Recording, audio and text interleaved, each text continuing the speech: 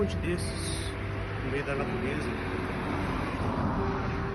eu me lembro quando Jesus, também em um monte, em Mateus 26, ele diz que um dos discípulos o trairia e que, por consequência, ele morreria. Todos os discípulos ali no momento começaram a perguntar a ele: Senhor, porventura sou eu quem Senhor, porventura sou eu? Mas Pedro ele falou diferente. Pedro ele disse: Senhor, mesmo que todos te neguem, eu vou contigo até o fim.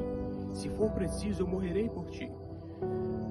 Naquela mesma noite, Jesus foi preso, levado à casa do sumo sacerdote Caifás.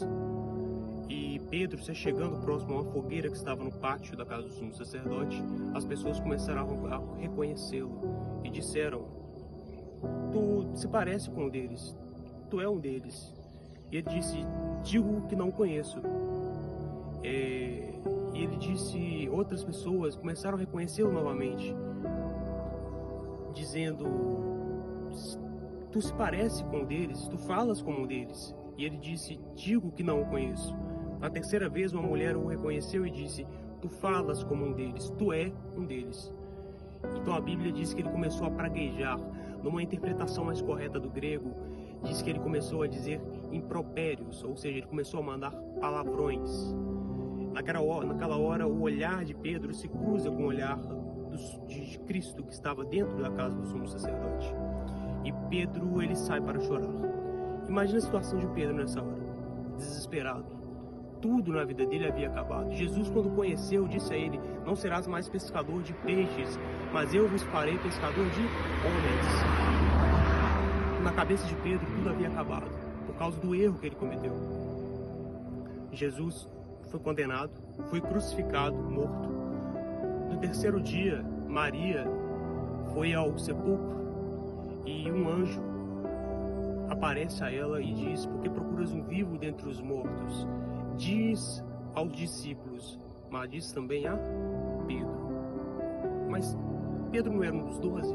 Por que diz aos discípulos, diz também a Pedro?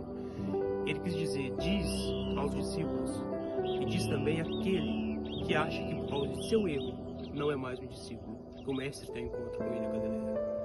Muitas vezes, por conta de um erro nosso, nós achamos que tudo acabou. E inúmeras vezes, meus caros, Jesus, ele nos chama para ter esse encontro com ele. Eles vão a Galileia, Jesus se encontra com eles, recria o cenário da fogueira e pergunta a Pedro, né? Todos conhecem essa pergunta na Bíblia: Pedro, tu me amas? Pedro, tu me amas? Pedro, tu me amas? 3 vezes. As 3 vezes que Pedro negou, as 3 vezes que Cristo pergunta.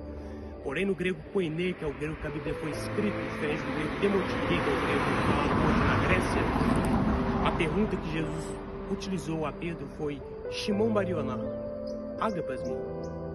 Simão Pedro, tu me amas com amor sacrificial? E Pedro disse: Filo-se, eu gosto. Jesus repetiu a pergunta: Shimon Barioná, agapas-me. Simão Pedro, tu me amas com amor sacrificial? E Pedro voltou a responder: Filo-se, eu gosto. Na terceira vez, Jesus muda a pergunta e se entristece Pedro, porque ele diz: Shimon Barioná, filens-me?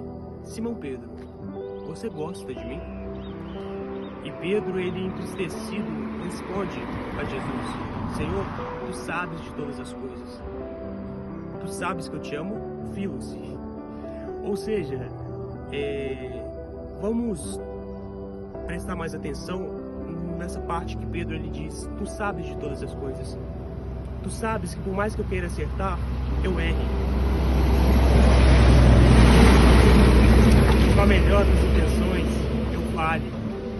Por mais que eu queira ser ágape, sacrificial, o máximo que eu consigo é filos, eu gosto. Pedro estava com medo de cometer o mesmo erro que ele cometeu no monte, quando ele disse: Se for preciso, eu morrerei por ti. E ele negou a Cristo. E logo após Pedro falar isso, Jesus diz o que para ele?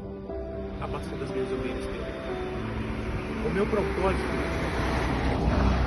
na tua vida, Pedro, ele não acabou só porque você errou.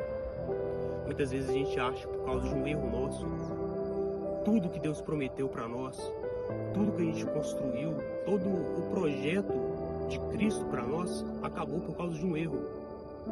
Meus irmãos, quando Jesus ele morre na cruz, ele leva com ele também os nossos pecados, nos garantindo a salvação. Ainda há esperança, mesmo para os maiores pecadores. E é sobre isso que é o Evangelho de Cristo, misericórdia. É sobre isso que eu falo, misericórdia. O julgamento, gente, pelo amor de Deus, hoje a gente vive um evangelho de julgamentos. Quando Cristo, ele elegeu um homem que nenhum de nós elegeria para ser o líder da igreja. Um homem que mandou palavrões, um homem que o negou. E Cristo elegeu, porque ele enxergou em Pedro algo que nem Pedro mesmo enxerga. E Cristo enxerga em você, meu irmão, algo que nem você mesmo consegue enxergar.